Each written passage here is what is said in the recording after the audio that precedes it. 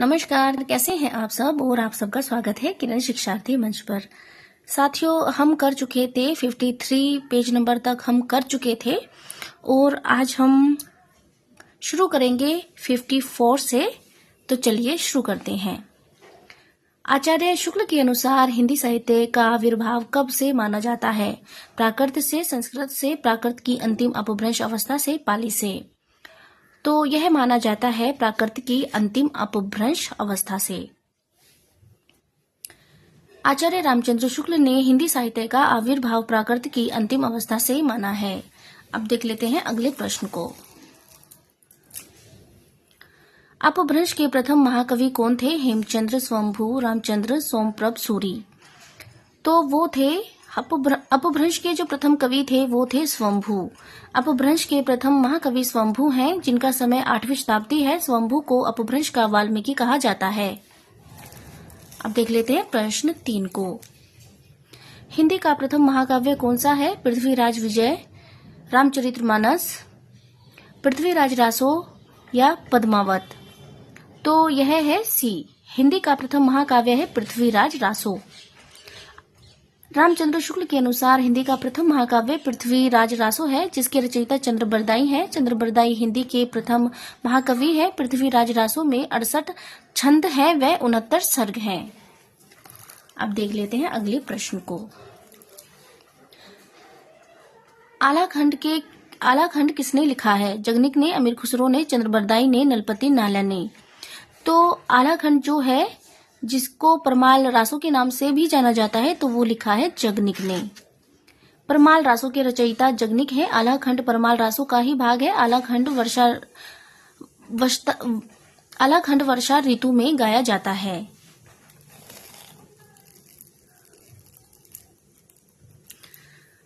अगला प्रश्न है, इनमें से हिंदी साहित्य का इतिहास किसने नहीं लिखा? नगेंद्र ने, लक्ष्मी नारायण वार्ष्णेय ने, रामकुमार वर्मा ने, बच्चन सिंह ने। तो किसने नहीं लिखा? हिंदी तो नगेंद्र ने नहीं लिखा है। हिंदी साहित्य का इतिहास जो है नगेंद्र ने नहीं लिखा है। डॉक्टर नगेंद्र हिंदी साहित्य का इतिहास एवं हिंदी साहित्य की वृद्ध इतिहास का संपादन किया है, न कि लेखन।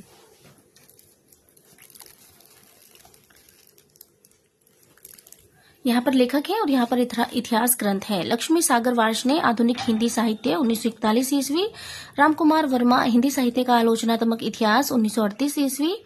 बच्चन सिंह हिंदी साहित्य का दूसरा इतिहास 1996 ईस्वी।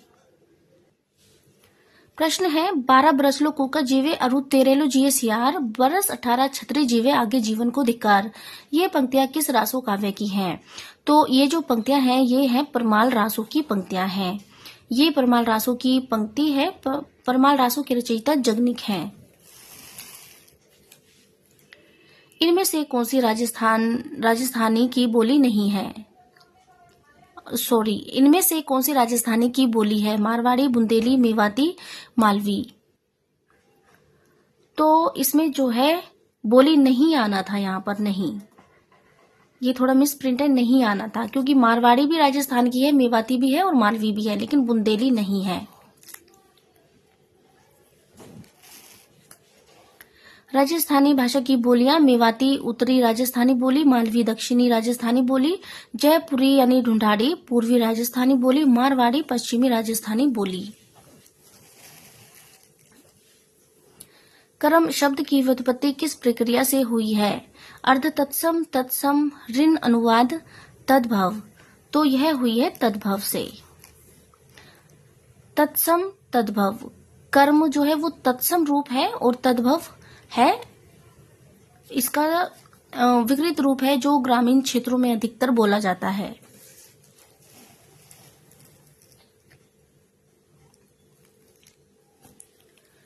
स्वाभाविक, स्वागत, इन दोनों शब्दों में कौन सा उपसर्ग है?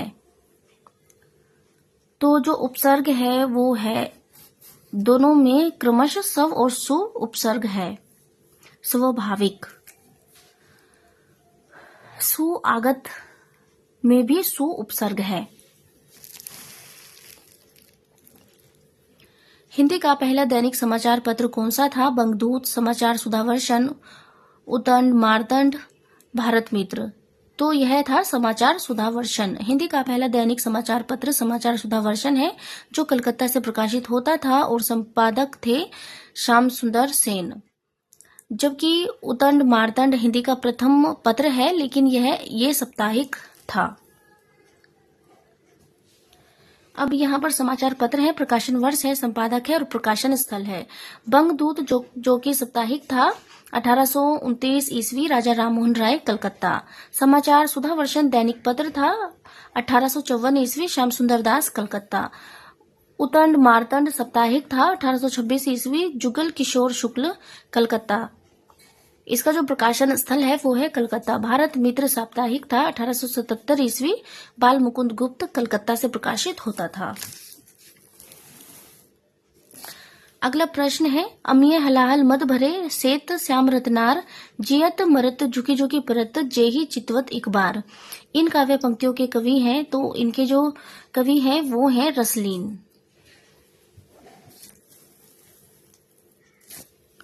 ये पंक्तियां रसलीन गुलाम नबी की हैं। गुलाम नबी की रचना अंग दर्पण 1737 की है। रसलीन की कृतियां हैं अंग दर्पण और रस प्रबोध।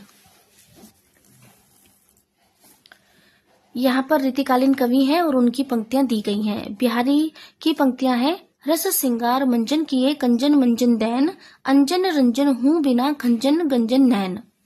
रसलीन की पंक्तियां हैं, द्रगन जोरी मुस्काए अरु भोहे दो नचाए ओठनी ओढ़ी बनाई यह प्राण उमेठ जाई। घनानंद की पंक्ति है, अंतर की केंधो अंत रहो द्रग फारी फेरो भी अभागन भोरी। मतीराम की पंक्ति है, नरपी नैन कमलिनी वृथा चितवन बासर जाही हृदय कमल में हरि ले कमल मुखी कमलाही।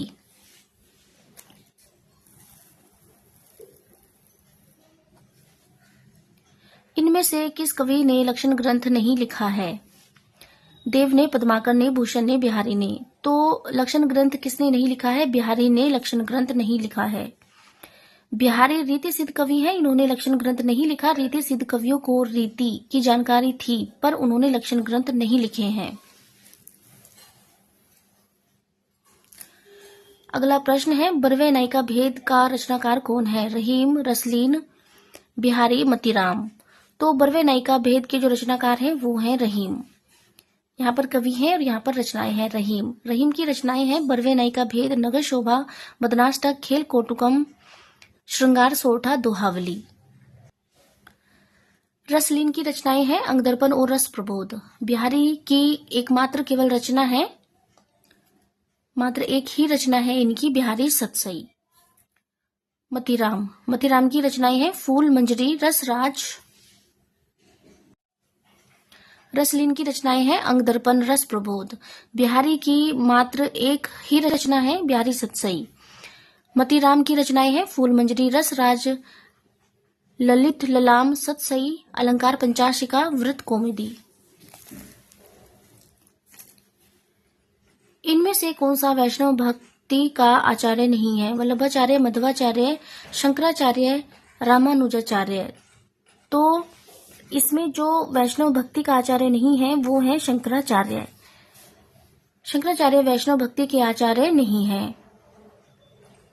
शंकराचार्य ने अद्वैत वेदांत को ठोस आधार प्रदान किया। वल्लभाचार्य, मध्वाचार्य, रामानुजाचार्य वैष्णव भक्ति के आचार्य हैं। इनमें से काशी नागरी प्रचारणी सभा के संस्थापकों में कौन नहीं है? बाबू श्याम सुंदर दास, ठाकुर शिव कुमार सिंह, राम नारायण मिश्र, रामचंद्र शुक्ल। तो इसमें जो नहीं है वो है रामचंद्र शुक्ल नहीं है। नागरी प्रचारणी सभा 1896 के संस्थापक हैं श्याम सुंदर दास, शिव कुमार सिंह, राम नारायण मिश्र।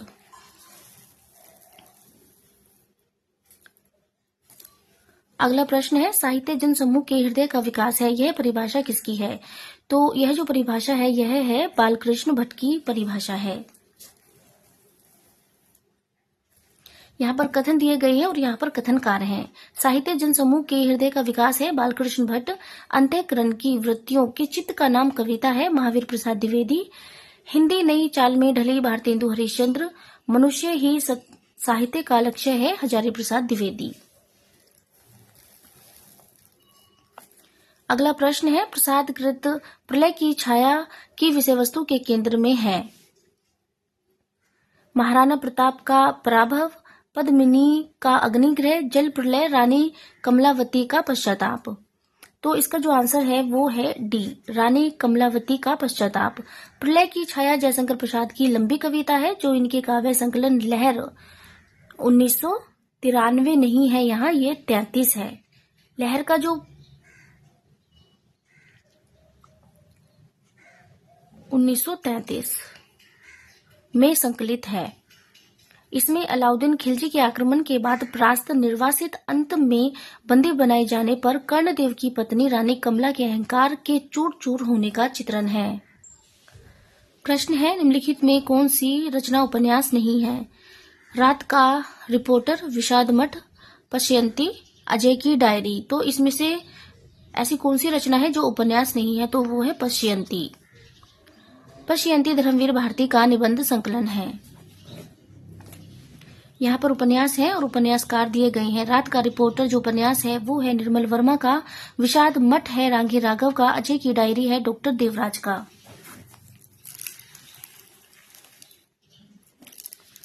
प्रश्न है, शीलवती सुरेंद्र वर्मा के किस नाटक की पात्र हैं? सेतुबंध, सूर्य की अंतिम किरण से सूर्य की पहली किरण तक, 8वां सर्ग, द्रौपदी। तो शीलवती जो पात्र है वो है सूर्य की अंतिम किरण से सूर्य की पहली किरण तक की पात्र है।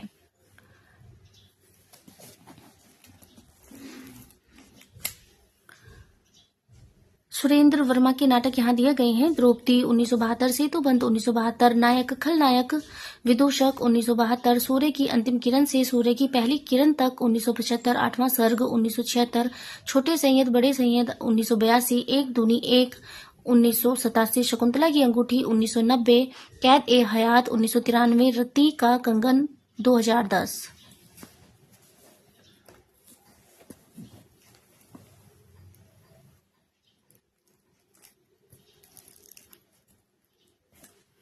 यहाँ पर नाटक है और यहाँ पर नाटकों के पात्र हैं। सेतुबंध 1972 में जो पात्र हैं वो हैं प्रभावती, तुंग, ब्रभ, मल्लीनाग, लवंग, लता, नायक चंद्रगुप्त, कालिदास। सूर्य की अंतिम किरण से सूर्य की पहली किरण तक की जो प्रमुख पात्र हैं वो हैं शीलवती। 8वां सर्ग 1976 के जो प्रमुख पात्र हैं वो हैं कालिदास। द्रौपदी 1972 के पात्र हैं सुरेखा, मनमोहन, अलका, अनिल, राजेश वर्मा। प्रश्न है, प्रयोगवाद को बैठे ठाले का धंधा किस आलोचक ने कहा है? तो यह जो कहा है नंद दुलारे वाजपेयी ने। नंद दुलारे वाजपेयी का कथन है, प्रयोगवाद बैठे ठाले का धंधा है। डॉक्टर रामविलास शर्मा का कथन है, प्रयोगवाद कविता में युग से उत्पन्न अनास्था, शंका, घुटन, कुंठा, भग्नाशा में से एक न पथ के अन्वेषण की व्याकुल भावना दिखाई देती है। ये कवि नए मार्ग का अनुसंधान करने के लिए व्याकुल हैं। अब जो प्रश्न है वो है स्थापना वाला प्रश्न है। स्थापना है, कविता मनुष्य के हृदय को स्वार्थ संबंधों से संकुचित दायरे से ऊपर उठाकर लोक सामान्य भाव भूमि पर प्रतिष्ठित करती है। और तर्क है, क्योंकि कविता संकुचित आत्मा और प्रशस्त लोक का समन्वय है। तो हमें बताना है कि इसमें कौन सा गलत है और कौन सा सही है। तो इसमें ए सही है और आर गलत है। कविता मनुष्य के हृदय को स्वार्थ संबंधों से संकुचित दायरे से ऊपर उठाकर लोक सामान्य भाव भूमि पर प्रतिष्ठित करती है, इसीलिए कविता में स्वार्थ संकुचित होता है। अब देख लेते हैं अगले प्रश्न को। अगला प्रश्न है, इसमें स्थापना है, काव्य भाषा को सहज होना चाहिए और उसे वैचित्र्य, वक्रता, अलंकार आदि के आडंबर से मुक्त होना चाहिए। तर्क है, अलंकार, उक्ति, वैचित्र्य का प्रयोग श्रेष्ठ कवि ही कर सकते हैं। तो हमें बताना है इसमें कौन सा सही है और कौन सा गलत है। तो इसमें ए सही है और आर गलत है। काव्य को सहज होना चाहिए, उसे वैचित्र्य, वक्रता, अलंकार आदि के आडंबर से मुक्त होना चाहिए। अलंकार का प्रयोग केवल श्रेष्ठ कवि ही नहीं कोई भी कर सकता है।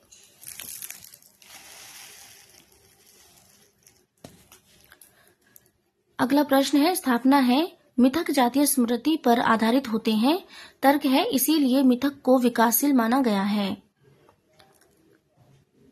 तो इसमें ए सही और आर सही है, इसमें दोनों ही सही हैं। मिथक जातीय स्मृति पर आधारित होते हैं, इसीलिए मिथक को विकासशील माना गया है। मिथकों में परिस्थिति के अनुकूल परिवर्तन कर सकते हैं। अब देख लेते हैं अगले प्रश्न को। स्थापना है तुलसी के मत में निर्गुण रूप सुलभ अति सगुण जान नहीं कोई, सुगम अगम नाना चरित सुनी मुनि मन भ्रम होई। तर्क है क्योंकि सगुण साकार को उपासना और अनुभव के दायरे में लाना सहज है, जबकि निर्गुण निराकार की उपासना और अनुभूति नितांत कठिन है। तो इसमें कौन सा सही है और कौन सा गलत है? तो इसमें ए गलत है और आर सही है।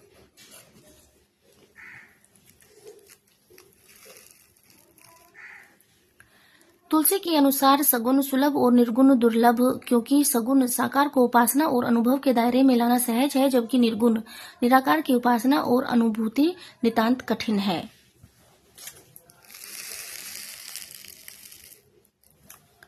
अगला प्रश्न है, स्थापना है प्रयोगवाद केवल शिल्प चमत्कार है। तर्क है क्योंकि प्रयोगवाद कविता में कई नए शिल्पगत प्रयोग किए गए हैं। तो इसमें ए गलत है और आर सही है। प्रयोगवाद केवल शिल्प चमत्कार नहीं है, प्रयोगवादी कविता में कई नए सिद्धांतों, नई भाषा इत्यादि का प्रयोग किया गया है। स्थापना है अनुभव की प्रामाणिकता दलित और स्त्री लेखन की मूल शर्त है। तर्क है क्योंकि साहित्यकार वर्ग चेतना से प्रतिबद्ध होता है। तो इसमें दोनों ही सही हैं। अनुभव की प्रामाणिकता दलित और स्त्री लेखन की मूल शर्त है, क्योंकि इसका लेखन करने वाला जो साहित्यकार होगा वह अपने वर्ग के ही प्रतिबद्ध होगा, अपने वर्ग के लिए ही प्रतिबद्ध होगा। अभी स्थापना वाले प्रश्न यही है बस। स्थापना है जैसे विश्व में विषात्मा की अभिव्यक्ति होती है, वैसे ही नायक में रस की। तर्क है क्योंकि प्रेषक नाटक में अद्यांत रस का अनुभव करता है। तो इसमें जो है दोनों ही सही हैं। जैसे विश्व में विश्वात्मा की अभिव्यक्ति होती है, वैसे ही नाटक में नायक में रस की, क्योंकि प्रेषक नाटक में अद्यांत रस का अनुभव करता है। अगला प्रश्न है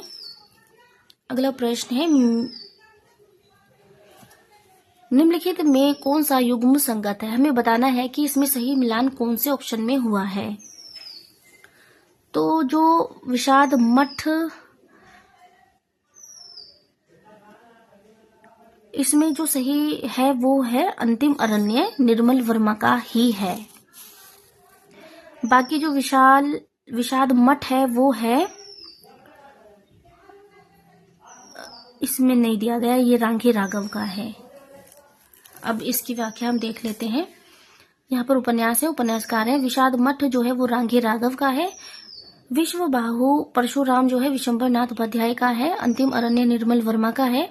मैया दास की माड़ी है भीष्म साहनी का। इसमें भी हमें यह बताना है कि कौन सा युग्म असंगत है। हमें यह बताना है कौन सा युग्म असंगत है। तो इसमें जो पहला ही है वो असंगत है। तिरस्कृत मोहनदास नैमिष राय का नहीं है। तिरस्कृत है सूरजपाल चौहान का। अन्या से अनन्या प्रभा खेतान का है। झूठन ओम प्रकाश वाल्मीकि का है। हाथ से रमनिका गुप्ता का है। तिरस्कृत सूरजपाल चौहान का है। अन्ना से अनन्या प्रभा खेतान, झूठन व ओम प्रकाश वाल्मीकि, हाथ से रमनिका गुप्ता। अगला प्रश्न है निम्नलिखित में कौन सा युग्म संगत है? आह वेदना मिली विदाई जयशंकर प्रसाद। सखी वे मुझसे कहकर जाते महादेवी वर्मा। तो आह वेदना मिली विदाई ये ही संगत है। आह वेदना मिली विदाई यह जो पंक्ति है यह जयशंकर प्रसाद की है। फिर भी अगले जो क्वेश्चन है हम देख लेते हैं। एक बार बस नाच तू श्यामा, दुख सबको मांझता है।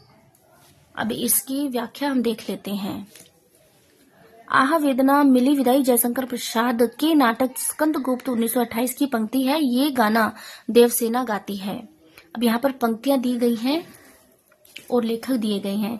आह वेदना मिली विदाई जयशंकर प्रसाद, सखी वे मुझसे कहकर जाते मैथिली शरण गुप्त, एक बार बस और नाच तू श्यामा निराला, दुख सबको मांझता है अज्ञे। प्रकाशन काल की दृष्टि से सही अनुक्रम है। हमें इनका सही अनुक्रम बताना है, तो इसमें जो सही अनुक्रम है वो है बी, निर्मला चित्रलेखा सन्यासी, न आने वाला कल। उपन्यास है, प्रकाशन वर्ष है और उपन्यासकार है। निर्मला 1927 ईस्वी प्रेमचंद का उपन्यास है। चित्रलेखा 1934 ईस्वी भगवती चरण वर्मा का उपन्यास है। सन्यासी 1940 इलाचंद्र जोशी। न आने वाला कल 1968 ईस्वी मोहन राकेश का उपन्यास है। कालक्रम की दृष्टि से निम्नलिखित कहानियों का सही अनुक्रम क्या है, हमें बताना है। इसमें सही अनुक्रम क्या है, तो इसमें जो सही अनुक्रम है वो है सी, इंदुमती, मिठाई वाला, वापसी, यक्षगान। अब इसकी व्याख्या को हम देख लेते हैं। कहानी है, प्रकाशन वर्ष है और कहानीकार है। इंदुमती का जो प्रकाशन वर्ष है 1900 ईस्वी किशोरी लाल गोस्वामी की कहानी है। मिठाई वाला 1942 ईस्वी भगवती प्रसाद वाजपेयी की कहानी है। वापसी 1960 उषा प्रेमवदा की कहानी है। यक्षगान गिरीश कर्नाड की कहानी है।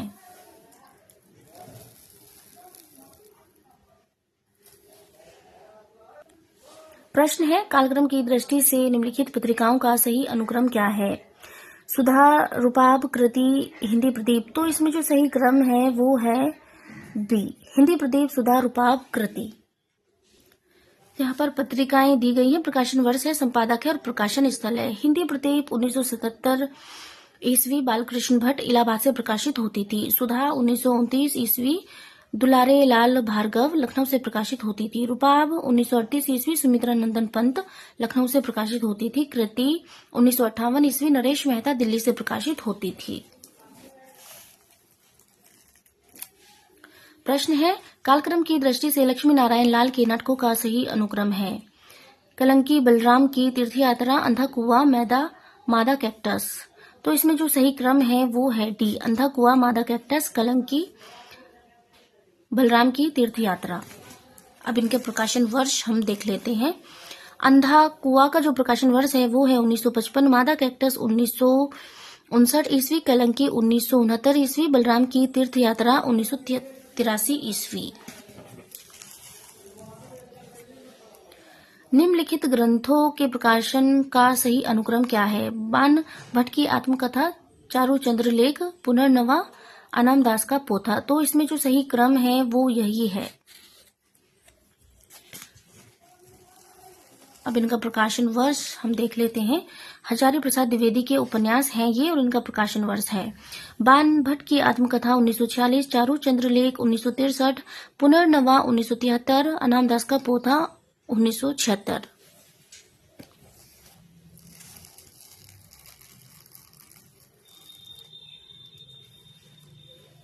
प्रश्न है, निम्नलिखित संस्थाओं की स्थापना का सही अनुक्रम क्या है। हिंदी साहित्य सम्मेलन, काशी नागरिक प्रचारणी सभा, केंद्रीय हिंदी निदेशालय, दक्षिण भारत हिंदी प्रचार सभा। तो जो इसमें सही क्रम है वो है सी, काशी नागरिक प्रचारणी सभा, हिंदी साहित्य सम्मेलन, दक्षिण भारत हिंदी प्रचार सभा, केंद्रीय हिंदी निदेशालय। यहाँ पर सभा है, सन है और संस्थापक हैं। काशी नागरिक प्रचारणी सभा काशी 1893 ईस्वी और इसके संस्थापक हैं श्याम सुंदर दास, राम नारायण मिश्र, शिव कुमार सिंह। हिंदी साहित्य सम्मेलन प्रयाग 1910, मदन मोहन मालवीय। दक्षिण भारत हिंदी प्रचार सभा मद्रास 1915 ईस्वी, महात्मा गांधी। केंद्रीय हिंदी निदेशालय आगरा 1960 ईस्वी, भारत सरकार द्वारा। प्रश्न है, इतिहास की दृष्टि से हिंदी महाकाव्य का सही अनुक्रम क्या है। साकेत, लोकायतन, प्रिय प्रवास, कामायनी। तो जो सही क्रम है वो है सी, प्रिय प्रवास, साकेत, कामायनी, लोकायतन। यहाँ पर महाकाव्य है, प्रकाशन वर्ष है और कवि है। प्रिय प्रवास 1914 ईस्वी, हरिओद का महाकाव्य है। साकेत 1931 ईस्वी मैथिली शरण गुप्त का है। कामायनी 1936 ईस्वी जयशंकर प्रसाद का है। लोकायतन 1964 ईस्वी सुमित्रा नंदन पंत का है। निम्नलिखित काव्य पंक्तियों को उनकी भाषाओं के साथ सुमिलित कीजिए। तो हमें बताना है कि कौन सी पंक्ति की भाषा कौन सी है। का पूछो तुम धातु निछोही, जो गुरु किन्हे अंतरपट ओही। तो यह जो भाषा है यह है अवधी। ढोला मारिये दिल्ली मह मुच्छू मेछ शरीर, यह जो पंक्ति है यह है अपभ्रंश। जो मांगू सो देहु मनोहर, यह बात तेरी खोटी, यह है ब्रज। उसकी चोटी सहकाई लख नागिन, अपनी केंचली छोड़ सटक गई, और यह है खड़ी बोली। तो ऐसे जो हमारा कोड ठीक है वो है बी। यहाँ पर पंक्तियां हैं और यहाँ पर भाषा है। का पूछो तुम धातु निछोही, जो गुरु किन्हे अंतरपट होही अवधि। ढोला मारिये दिल में मुच्छो मेरो मिच्छ शरीर अपभ्रंश। जो मांगू सो देहू मनोहर, यह बात तेरी खोटी ब्रज। उसकी चोटी सहकाई लख नागिन, अपनी केंचली छोड़ सटक गई, खड़ी बोली। 58 पेज तक हमने कर लिया है। आगे के पेज हम देखेंगे अगली क्लास में। इस क्लास में इतना ही। धन्यवाद।